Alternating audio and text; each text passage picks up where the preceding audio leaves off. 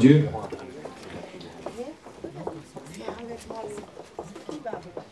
Amen, amen. Merci à toute l'équipe, merci vraiment pour ces chants, ces moments de louange. On bénit le Seigneur vraiment pour toute cette équipe, ces équipes qui viennent, qui continuent des semaines après semaines à répéter et vraiment se préparer. On peut remercier le Seigneur vraiment pour ces équipes et derrière aussi à la Sono et puis à Eric qui est en train de préparer aussi les textes. On peut donner gloire à notre Seigneur et remercier aussi pour les amis qui se préparent. Ils étaient là depuis 8 heures ce matin. Et comme il fait chaud, c'était facile. Non, il fait vraiment froid. Hein. On a l'impression d'être en Sibérie. Non, pas quand même. C'est ça. Vous allez bien? Alléluia. Ouvrez avec moi s'il vous plaît, Éphésiens chapitre 1er.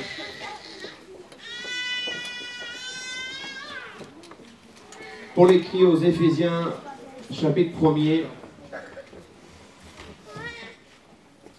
partir du verset 4 au 7.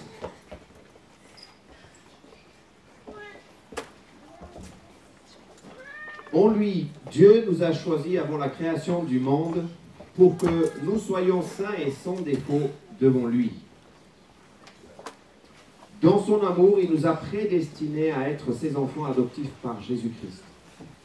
C'est ce qu'il a voulu dans sa bienveillance pour que nous célébrions la grâce, la gloire dont il nous a comblés dans le bien-aimé. Verset 7. En lui, par son sang, nous sommes rachetés, pardonnés de nos fautes, conformément à la richesse de sa grâce. Amen. Et notre lecture, notre texte avant de entrer dans la prédication, 1 Jean 1,9. 1 Jean 1,9. Si nous reconnaissons nos péchés, il est fidèle et juste pour nous les pardonner et pour nous purifier de tout mal. 1 Jean 1,9. Seigneur, merci pour ta parole. Seigneur, merci de nous parler à travers ta parole. Merci de m'inspirer, Seigneur. Merci de m'utiliser. Merci de parler à travers nous au nom de Jésus. Nous voulons recevoir de toi, c'est vrai, Seigneur. Merci pour ta présence et ton esprit au nom de Jésus. Amen.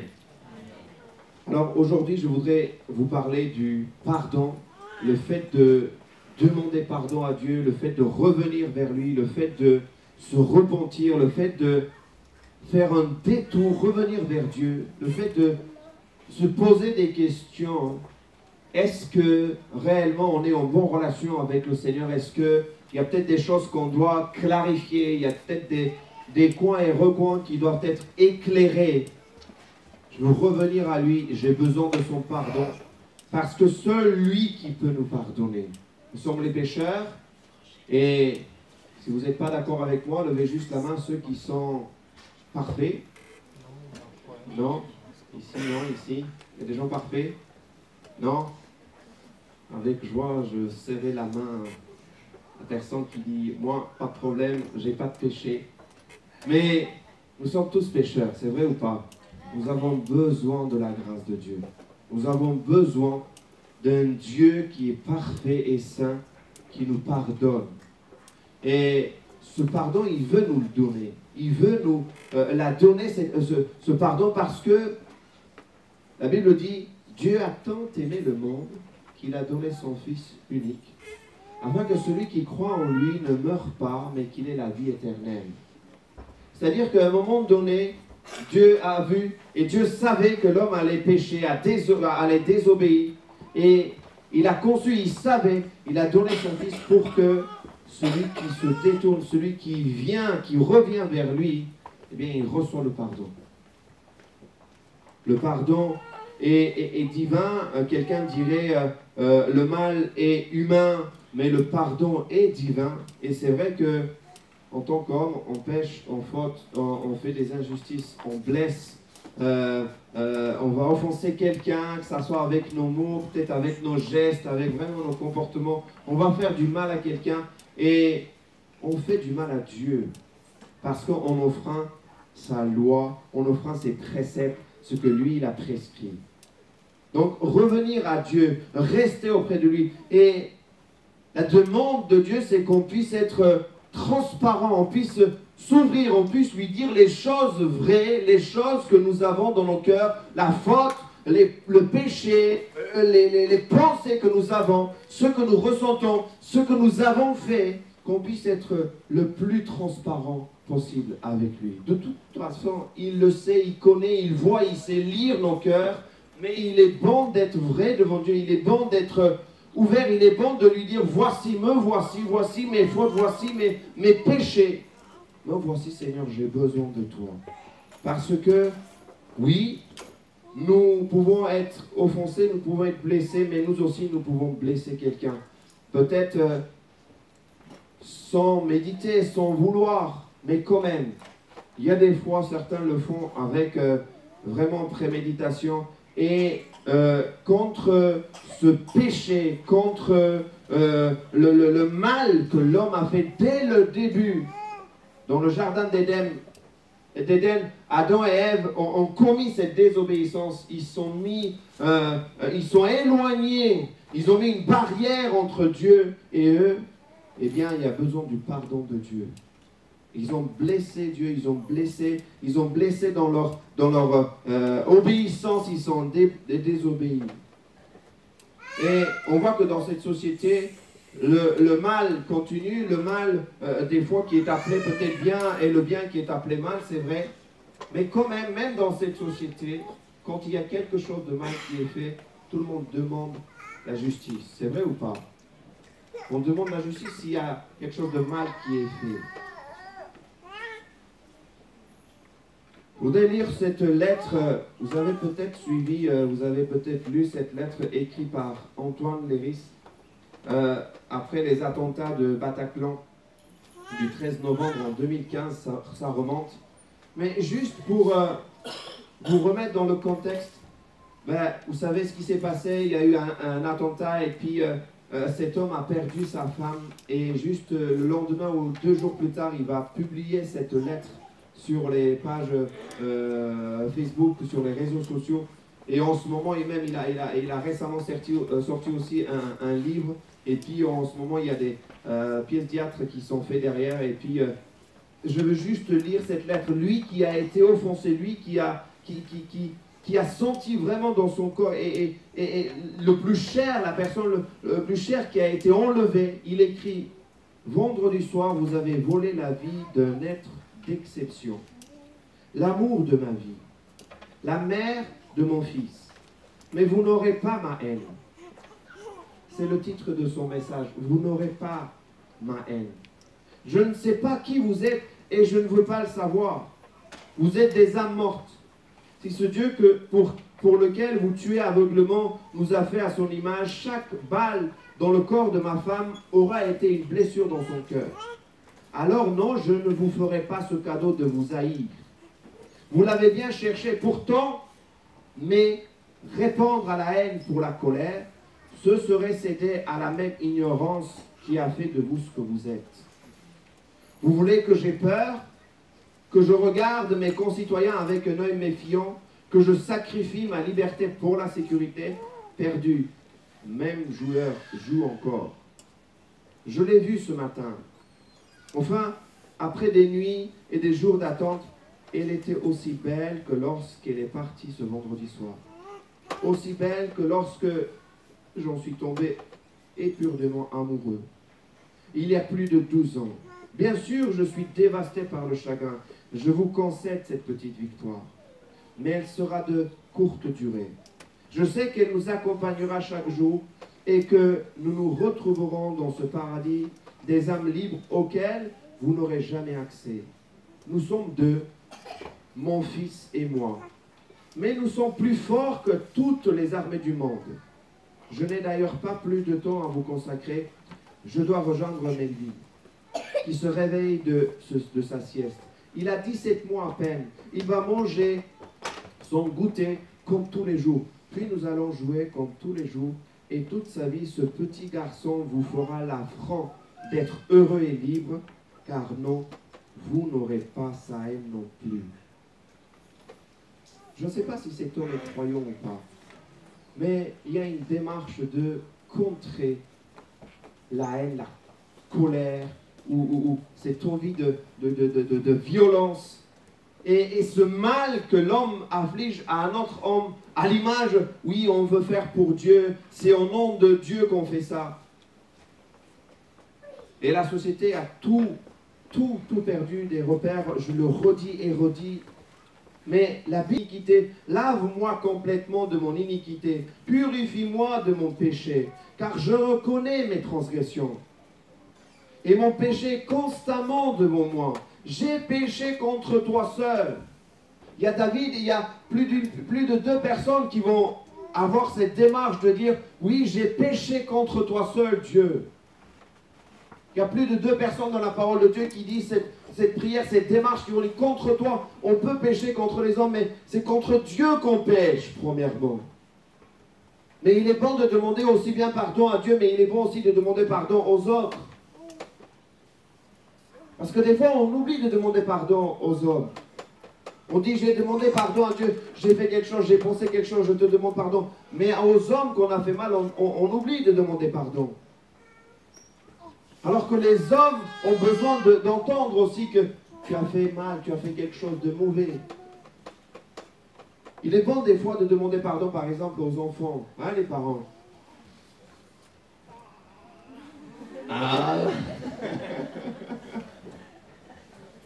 L'inverse est vrai aussi, hein, les enfants. Dans les couples, c'est pareil. Des fois, on est là, on ne veut pas. Non, mais non, si je le dis, elle va prendre ça à chaque fois, elle va dire non, mais. Ah, t'as vu, t'as fauté, t'as vu? On ne veut pas reconnaître. Mais c'est bon de demander pardon. Et on reprend la marche avec Dieu, la marche avec son prochain. J'ai fait ce qui est mal à tes yeux, en sorte que tu seras juste dans ta sentence, sans reproche dans ton jugement. Oui, depuis ma naissance, je suis coupable. Quand ma mère m'a conçu, j'étais déjà marqué par le péché, mais tu veux que la vérité soit au fond du cœur. Fais-moi connaître la sagesse dans le secret de mon être. Purifie-moi avec l'hysope et je serai pur. Je dirais la même démarche, David va faire aussi dans le psaume 32. Il y a une démarche et il décrit presque point par point qu'est-ce qu'il ressent, qu'est-ce qui se passe dans son cœur quand il va se repentir, quand il va demander pardon. Mais avant qu'il reçoive le pardon, qu'est-ce qui se passe dans son corps, qu'est-ce qui se passe à l'intérieur. Et le psaume 32, pareil, il commence heureux celui à qui la transgression est remise, à qui le péché est pardonné. Cet homme est heureux. Heureux l'homme à qui l'Éternel ne bute pas d'iniquité et dans l'esprit duquel il n'y a point de fraude. Là, il dit, tant que je me suis tué, tant que je n'ai rien dit, tant que j'ai pas ouvert la bouche, mes os se consumaient. Je gémissais toute la journée, car nuit et jour, ta main s'apesantissait sur moi. Ma vigueur n'était plus que sécheresse comme celle de l'été. Pause. Je t'ai fait connaître mon péché, je n'ai pas caché mon iniquité. J'ai dit, j'avouerai mes transgressions à l'Éternel. Et tu as effacé la peine de mon péché. Pause. C'est ainsi que tout fidèle peut te prier au moment convenable. Si de grandes eaux débordent, elles ne t'atteindront pas. Tu es un abri pour moi. Tu me préserves de la détresse et tu m'entoures de chants de délivrance. Je t'instruirai. Une fois qu'il a prié, là il reçoit, je t'instruirai, je te montrerai la voie que tu dois suivre, je te conseillerai, j'aurai le regard sur toi. David fait la démarche, il dit, voici mon corps, voici mon cœur, voici mes pensées, voici mes péchés, voici ce que je ressens. Mais dès qu'il reçoit, Seigneur lui parlait, je serai avec toi, je serai ton conseiller. Dès qu'on se reconnecte à lui, c'est là qu'il nous parle, il dit, je serai avec toi, je vais te montrer, je vais te dire la prochaine fois comment il faut faire ou qu'est-ce qu'il ne faut pas faire. J'aime bien David parce que David, c'est la personne qui, une fois qu'il a fait le mal, ne reste pas dans cela, mais il revient, il demande pardon et il repart. Vous savez, le problème, encore une fois, ce n'est pas le mal, ce n'est pas le péché, encore une fois, il ne faut pas. Oui, autant que possible, il ne faut pas le faire, mais puisque nous ne sommes pas des hommes parfaits et des femmes, deuxième fois, je vous donne l'occasion de lever la main. Non? Très bien. Puisque nous sommes des pécheurs, alors, une fois que le mal est fait, qu'est-ce qu'on fait avec? Quelle est notre réaction avec ça? Quelle est notre démarche avec ça? Est-ce qu'on revient vers lui? Est-ce qu'on revient lui dire, Seigneur, pardonne-moi et on repart? David avait le cœur, selon la Bible, nous parle de ce péché, de ce mal. L'Ancien Testament, ce mal qui est appelé le péché, l'iniquité, faute, transgression, crime et révolte. Dans le Nouveau Testament, ce mal qui est appelé le péché, encore une fois, faute, erreur ou injustice, ce sont des blessures ou des injustices qui sont faites à l'égard de l'homme, mais à l'égard de Dieu aussi, premièrement.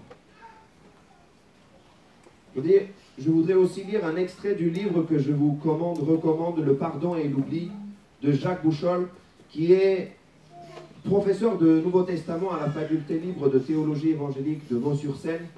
Il dit, dès qu'il commence son livre, il dit « Récemment, ou peut-être il y a longtemps, on vous a blessé, et vous souffrez toujours, tant cette enfance vous a semblé injuste. Peut-être vous avez été victime d'une agression, vous a-t-on insulté, exploité ou trahi. Un ami, ou peut-être votre conjoint vous a abandonné. Votre patron vous a abusivement licencié. Un intrus s'est introduit de nuit chez vous et vous a volé un chauffard, a transformé votre vie en un véritable cauchemar, où l'on vous a gravement manqué d'égard. Vous vous êtes senti méprisé, bafoué, rejeté, manipulé, brutalisé et violenté. Et vous avez mal. Cette blessure, ne cesse de vous tourmenter. Oui, nous pouvons, peut-être il y a des personnes ici, avoir ce genre de blessure qui nous tourmente et qui revient et qui revient, avec nos pensées, dans notre esprit. Mais nous allons voir que la blessure que l'on fait aussi, c'est à Dieu qu'on peut le faire. C'est vers Dieu. C'est quand on fait le mal, quand on pêche, c'est à lui qu'on va offenser. C'est sa loi, c'est ses préceptes qu'on va enfreindre. Et on va voir que, alors que le roi David, qui était dans sa position, alors qu'il était dans son royaume, il va se trouver dans cet état, il va pécher, il va commettre l'adultère, il va commettre le meurtre, il va mentir, il va porter le regard sur la femme de son prochain. Et alors qu'il devait partir à la guerre, il ne part pas à la guerre. Vous lisez ça dans 2 Samuel chapitre 11 et 12. Là où il devait vraiment partir, mais il n'est pas parti et il marche, il sort dans son royaume, il marche et puis il voit voir de loin une femme, la femme d'Uri, Bathsheba, et puis il va porter le regard sur cette femme, il va le faire venir, il va coucher avec elle. Et derrière, la femme va tomber enceinte et puis quand son mari vient, il pense, il a entendu qu'elle est tombée enceinte, il va envoyer Uri de coucher avec elle en disant, je vais cacher, je vais voiler ce que j'ai fait là, le péché. Mais Uri ne veut pas le faire. Mais il va préméditer le mal, il va l'envoyer, il va lui donner la lettre à Uri pour qu'il aille se faire tuer. Un meurtre prémédité. Et alors que Nathan, le prophète, va venir le chercher en lui disant, voici l'histoire des 2 hommes qui étaient dans une ville, l'un était riche, l'autre qui était pauvre. Et puis, un voyageur qui est passé dans cette maison de cet homme riche, alors qu'il avait tout, des brebis, des vaches, il avait tout ce qu'il faut dans sa richesse, il avait tout. Et cet homme pauvre, il avait juste une seule petite brebis. L'homme riche va aller chercher la brebis de cet homme pauvre pour faire manger à ce voyageur qui est passé par lui, chez lui. Et quand David, le roi, il entend cette parole, David va dire, mais c'est pas possible. Il doit rendre quadruple. Qu'est-ce qu'il a fait? Il a fait le mal, il a péché. Et c'est là que Nathan, le prophète, va lui dire, c'est toi cet homme. C'est toi qui as fait le mal. C'est toi qui as commis ce péché. Alors que tu avais tout, Dieu t'a donné tout. Mais toi, tu as porté ton regard sur autre chose et tu as commis, tu as désobéi Dieu. Et quand David prend conscience du mal qu'il a fait, il va revenir et il va décrire son retour, sa repentance, sa demande de pardon à Dieu. Et c'est décrit dans le psaume 51, on va lire ensemble le psaume 51, au chef des chantres, psaume de David. Lorsque Nathan le prophète vint à lui, après que David fut allé vers Bathsheba, « Ô Dieu, aie pitié de moi, dans ta bonté, selon ta grande miséricorde, efface mes transgressions. » Soulignez bien les mots transgression, péché, cœur de Dieu. Pourquoi? Parce qu'il comprenait qu'il avait besoin de la grâce de Dieu. Il comprenait que sans lui, c'était pas possible. Sans lui, c'était impossible. Parce que cet homme, c'était juste un homme comme toi et comme moi. Il avait besoin de la grâce de Dieu, du pardon de Dieu. Mais des fois, on passe à côté, on oublie, on cache, on ne veut pas reconnaître le péché. Et des fois, on ne demande pas pardon.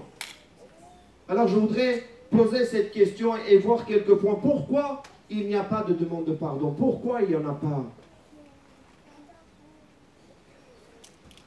La liste que j'ai faite n'est pas exhaustive, on peut rajouter d'autres points, mais premièrement, il n'y a pas de conscience du péché. On ne demande pas pardon parce qu'il n'y a pas de conscience. C'est-à-dire que notre conscience est voilée, notre conscience est cachée. Nous ne comprenons pas, nous ne prenons pas conscience que nous avons commis le mal. Nous avons péché contre Dieu. C'est ce qui arrive avec David. Il y a quelque chose qui s'était caché. Il n'a pas compris qu'il est en train de faire le mal et il ne se demande même pas qu'est-ce qu'il a fait. Et des fois, on ne demande pas pardon parce qu'on n'a pas conscience. Cette conscience que Dieu a nettoyée, cette conscience avec son esprit, il nous rappelle, ça c'est mal, ça c'était mal. Alors on ne demande pas pardon parce qu'il n'y a pas de conscience du péché. Et puis, pourquoi on ne demande pas pardon? Parce qu'on va nier la réalité. Mais la réalité, la vérité, il faut la connaître. Si tu ne la connais pas, comment tu peux voir? Après, encore une fois, il faut aussi la chercher pour connaître cette vérité. Cette réalité, ce qui est vrai, ce que Dieu dit. Si tu n'as pas cherché ce qui plaît à Dieu, ce qui est désagréable à Dieu, comment tu peux être agréable à Dieu? Si tu ne sais pas ce qu'il veut, ce qu'il ne veut pas, comment tu peux le connaître? Cette réalité, c'est ça qu'il veut. Et il y a quelque part un moment de bug qui peut arriver. Et puis, il y a un rejet du péché. On ne veut pas de ce péché. Ce n'est pas nous qui avons fait. C'est comme Adam et Ève. Adam va dire, la femme que tu as mis à mes côtés, c'est elle qui a fait le mal. C'est elle qui m'a donné. C'est elle qui m'a un peu forcé pour que je mange. Il m'a mis dans ma bouche. Elle m'a mis dans ma bouche. Puis fermez la bouche. Puis la femme va dire pareil. C'est le serpent. Les enfants font ça. C'est pas moi. C'est l'autre. Ah, vous êtes que deux. Ah, mais c'est l'autre. Et des fois, quand les enfants sont seuls, quand tu dis, bon, en fait, c'est pas moi. Ah bon, qui c'est qui était là alors? Mais des fois, on se retrouve dans la même situation. Dieu te regarde, il te parle, il te dit les choses à travers la prédication. Il te parle, tu rentres à la maison, tu dis, ah, il faut que j'appelle un ami parce que cette parole, c'était pour mon ami. Ou bien tu rentres à la maison, tu dis, ah, mon mari ou bien ma femme, tu sais pas ce que j'ai entendu. Ou bien tu lis la parole de Dieu, tu dis, ah, ça doit être pour ma femme.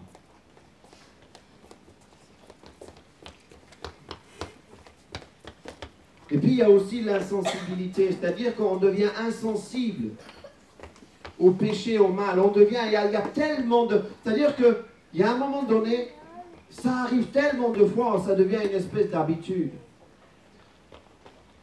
Est-ce qu'il y a des personnes qui ont fumé auparavant? Pas maintenant. Juste voir les mains, ce n'est pas pour OK. Ici, ici, ici, ici. Aussi, j'en fais partie, ce n'est pas une gloire. Mais juste pour mon exemple, souvenez-vous pour la première fois quand vous avez pris la cigarette, vous avez commencé à fumer, vous avez commencé à tousser normalement. Ce n'était pas agréable à votre corps. Moi, je me souviens, ça m'a fait mal. C'est vrai ou pas? Et moi, je le redis encore une fois, en fait, fumer, c'est pas prévu. Dieu n'avait pas prévu ça. Sinon, il aurait fait une espèce d'endroit, un trou quelque part où la fumée allait partir. Vous savez, fumer, c'est pas fait pour les hommes. Dieu n'a pas créé. Comprenez? Mais le problème que nous avons, c'est qu'on commence la première fois, on le fait, on continue jusqu'à ce que cette alarme qui nous dit c'est pas bon, je n'accepte pas, le corps ne veut pas. On le fait taire et après ça devient une habitude. On devient insensible. Maintenant je prends un autre exemple.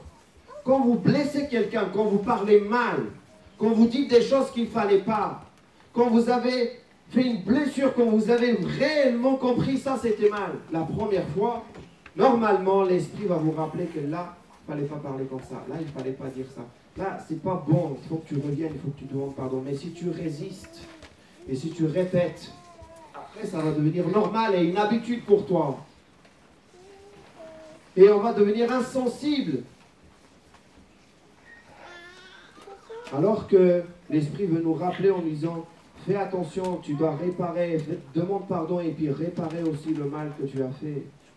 Puis après, on peut aussi se mentir soi-même. On se ment à nous-mêmes. À l'exemple de David aussi, à Nathan, il se ment, il se dit non mais c'est pas moi, c'est quelqu'un d'autre. Donc si c'est quelqu'un d'autre, il doit payer au quadruple. Mais alors que c'était sur lui que Nathan parlait. Il se ment à lui-même. Il n'a pas besoin du pardon, il a une position. Il dit qu'est-ce que tu dis? Mais comment est-ce que je vais demander pardon? Mais pourquoi? Et puis il y a aussi les conséquences. Si on ne demande pas pardon, il y a aussi les conséquences parce que le péché, voyez-vous, va enfanter le péché. Le péché va engendrer un autre péché. Le péché va amener un autre péché. Quand Dieu va parler à Caïn en lui disant « Le péché est couché à ta porte, mais toi domine sur lui. » Mais il est allé jusqu'au bout, il a écouté ce péché, l'a amené au meurtre. C'est ce qui s'est passé avec David. Parce qu'avant qu'il couche avec Bathsheba, avant qu'il fait ce mal, il a dû réfléchir, il a dû, ok, il a eu le regard, mais il a dû envoyer quelqu'un. Et derrière ça, et puis il a fait envoyer quand même Uri. Le péché va engendrer le péché. Le péché ne peut pas engendrer le bien.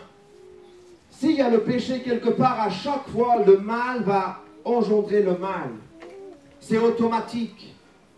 On ne peut pas attendre du bien. Ce qui est mal, derrière va avoir l'agression va produire l'agression, la haine va produire la haine. Ce qui est mal va produire le mal. Et puis les conséquences, c'est aussi une faiblesse spirituelle parce que, voyez-vous, il y a une déconnexion avec Dieu qui commence à se faire. Une fois qu'on était avec Dieu, une fois qu'on était avec lui, le péché s'installe et puis on s'éloigne parce qu'on va aller dans les ténèbres, on va aller vers tout ce qui est pas bien éclairé. Et voyez-vous, quand c'est pas bien éclairé, on ne voit pas bien ce qu'on fait. On peut faire des bêtises. Et là encore, je suis gentil en disant des bêtises. Et puis le corps peut subir aussi le mal parce que, comme on a lu dans Psaume 32, le corps de David, il dit « Mon corps gémit, mes os se dessèchent, ma vigueur, j'ai perdu ma vigueur. » Parce que c'est pareil, si ton être intérieur est mal, si tu as mal fait, si tu étais dans le mal, mais c'est ton corps aussi va subir, c'est normal. Si tu refuses de demander pardon, si tu refuses de venir vers Dieu, si tu refuses, et en même temps il y a une espèce de guerre et combat qui commence en toi. Il y a aussi cet état de captivité, on est lié. La Bible dit chacun est esclave de ceux qui a triomphé de lui. 2 Pierre 2, 19. le péché va commencer à t'empoisonner et puis t'emprisonner. Et on va être lié par cela. Si on ne demande pas, si on ne coupe pas d'un coup, on peut être lié et captif. La guerre, j'en ai parlé, les querelles, il y a une espèce d'inimitié qui s'installe entre Dieu et toi, entre Dieu et moi, et puis entre mes prochains aussi. C'est automatique, il y a une espèce de séparation qui s'installe. Alors que Dieu veut la réconciliation, mais à cause du péché, il y a une séparation qui s'installe. Une des conséquences aussi, c'est l'égoïsme. Oui, l'égoïsme s'installe, l'homme veut, c'est sa chair, c'est son orgueil, c'est lui qui veut. Et puis, au final, on peut terminer par la mort.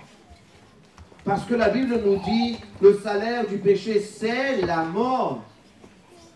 Si on reste endurci, la parole de Dieu, n'endurcis pas ton cœur. Pharaon a endurci son cœur, il a perdu son fils, et même tout son royaume. Il y a eu des dégâts parce qu'il a endurci son cœur, il n'a pas laissé le peuple partir. Vous allez me dire, oui, mais c'est Dieu qui avait prévu. Mais en fait, au départ, c'est lui-même qui a endurci son cœur. Jésus va parler aussi aux foules en disant, n'endurcissez pas vos cœurs. Pourquoi vous êtes endurcis? Un chrétien peut se trouver dans cet état. Si tu veux pas, si tu refuses, si tu rejettes la parole de Dieu, si tu ne reviens pas à lui, si tu ne demandes pas pardon, si tu ne veux pas rétablir la relation avec lui, eh bien, tôt ou tard, tu vas terminer, tu vas être aveuglé, tu vas terminer par cela. Alors que lui, il veut la réconciliation, il veut qu'il rétablisse la relation. Parce que quand on demande pardon, il rétablit la relation. Et il le veut, il désire. Il désire parler avec toi, à ses enfants, à son peuple. Il désire avoir une communion avec toi, une relation intime avec toi. Parce que quand on demande pardon, quand on revient vers lui avec un cœur repentant vraiment, il y a des fruits derrière. Et l'une des fruits, c'est la liberté. On est libéré de... C'est vrai ou pas, quand on demande pardon, on reçoit, on sait qu'on a reçu, on est libéré comme une espèce de poids qui est parti. Il y a aussi la guérison qui s'installe. Jacques 5,16 nous dit, confessez donc vos péchés les uns aux autres et priez les uns pour les autres afin que vous soyez guéris. La prière fervente du juste a une grande efficacité. On va prier les uns pour les autres. On va s'entraider, on va prier les uns pour les autres. Et puis, on demande que le Seigneur nous aide. Il y a aussi la paix. David demande la paix, il reçoit la paix. Et parce qu'on a obéi à lui, parce qu'on a demandé pardon, il y a une sanctification, il y a une purification qui s'installe. 1 Jean 1, 8, 9 nous dit, si nous disons que nous n'avons point de péché, nous nous séduisons nous-mêmes et la vérité n'est point en nous.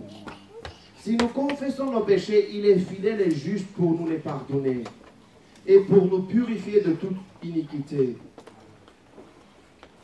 Il y a aussi cette croissance spirituelle qui s'installe parce que, eh bien, c'est normal, on se reconnecte à lui, on est reconnecté, notre relation est rétablie avec lui. Lui, il commence à nous parler, il commence à nous communiquer, on commence à lui parler, on lui a demandé pardon, et on a réparé le mal, et on a changé de voix, on a changé d'attitude, on a réparé le mal, et on a commencé à parler avec lui.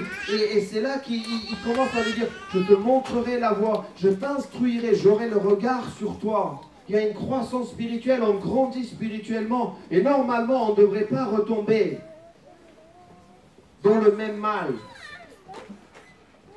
Mais ça peut arriver, mais ce n'est pas encore fini parce qu'on apprend, on est toujours dans cette formation.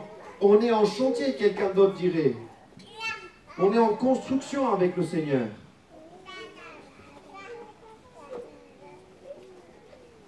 Et puis ça termine aussi par... Ça commence par là parce que c'est le salut. La parole de Dieu nous dit oui, le salaire du péché c'est la mort, mais le don gratuit de Dieu c'est la vie éternelle en Jésus-Christ notre Seigneur.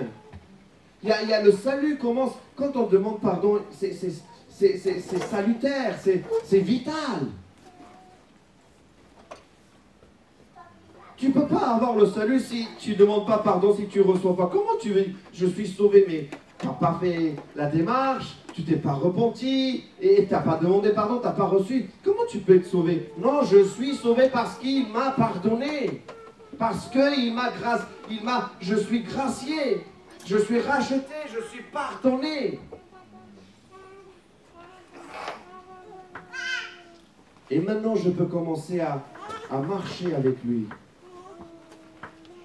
Je vais terminer en disant aussi quelques versets, qu'on puisse prendre conscience qu'en réalité, Dieu pardonne consciemment. C'est-à-dire qu'il sait ce qu'il fait. Il sait très bien que tu as fait ce que tu as fait. Mais il le fait consciemment. C'est-à-dire qu'il décide, il prend la décision, il fait le choix de pardonner. Ces versets qui nous disent « Autant l'Orient est éloigné de l'Occident, autant il éloigne de nous notre enfance. » L'autre verset qui dit « Tu as jeté derrière ton dos tous mes péchés. » Un autre verset qui dit « C'est moi qui efface tes crimes pour l'amour de moi, et je ne me souviendrai plus de tes péchés. » Il a choisi de ne plus se souvenir. C'est pas qu'il a oublié, c'est il a choisi de ne pas se souvenir. Il y a une différence entre oublier et ne pas se souvenir. Des fois on dit « Je pardonne mais j'oublie pas ».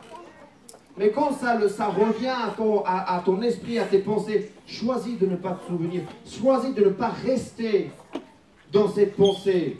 La pensée qui est comme ce voyageur que Nathan va prendre comme exemple. Il va dire le voyageur est passé. La pensée c'est comme ce voyageur qui peut passer. Mais si tu lui donnes la place, s'il s'installe à un moment donné, il va prendre toute la place. C'est là qu'il ne veut pas le Seigneur. Les mauvaises pensées. Alors que si tu lui rejettes, tu dis, il est juste de passage. Les pensées, ça vient et ça part, mais il ne faut pas que tu lui donnes la place. Il mettra nos fautes sous nos pieds. Tu jetteras au fond de la mer tous leurs péchés. Quiconque croit en lui reçoit par son nom le pardon des péchés. Amen. En lui, nous avons la rédemption par son sang, le pardon des péchés selon la richesse de sa grâce. Amen. Avant de conclure, je voudrais lire aussi ces quelques versets qui nous rappellent encore une fois que si on se détourne de nos voies, si on revient vers lui, il est fidèle pour nous pardonner.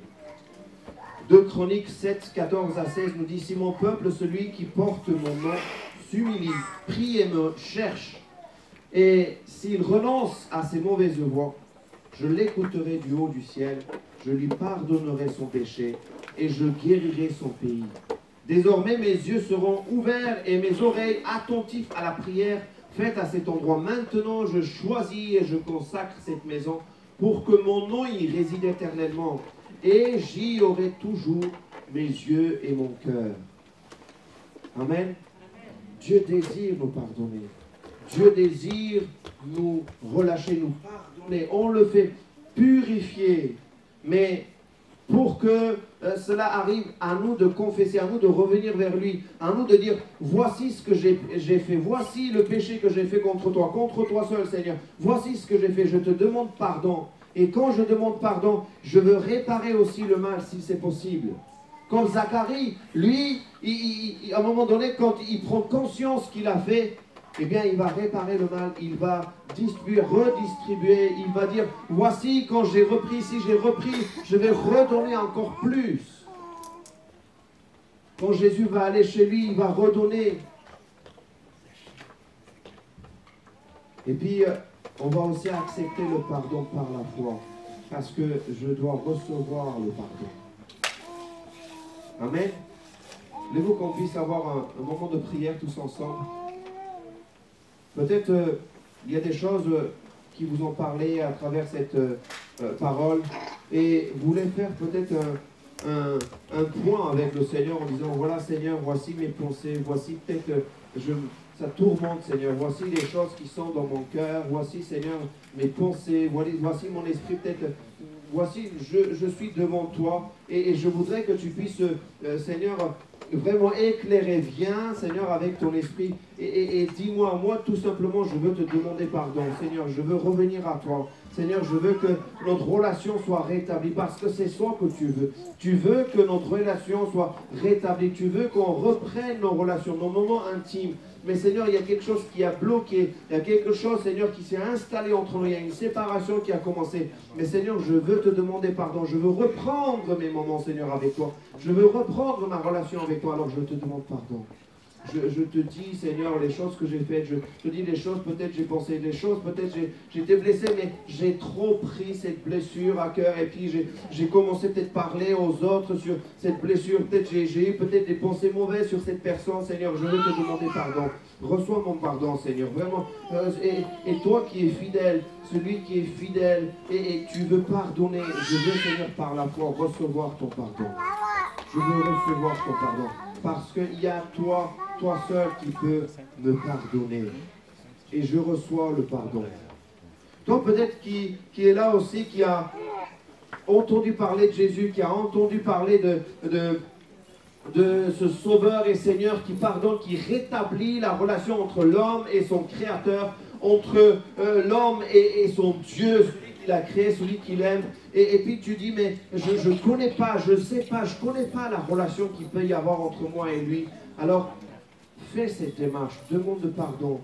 Et tu penses que tu n'as jamais fait de péché, tu n'as jamais commis peut-être l'adultère ou le meurtre, ou peut-être tu penses que tu n'as pas menti, peut-être tu penses que tu n'as jamais fait de mal, mais sache que l'homme naît avec le péché. Le péché nous est attaché. Et Dieu qui est du verbe haïr le péché, il aime le pécheur, alors il t'aime et il veut rétablir la relation qui a été cassée dès le départ. Il veut rétablir cette relation. Alors, tout simplement, tu peux faire aussi cette prière dans ton cœur quand tu entends ce message. Seigneur Jésus, oui, je veux connaître ta relation, je veux te connaître, je veux t'inviter dans ma vie, je veux t'inviter dans mes projets, mes pensées, je veux te demander pardon, oui, je suis pécheur, oui, j'ai péché contre toi, oui, mais je veux, Seigneur, te demander pardon et je reçois ton pardon.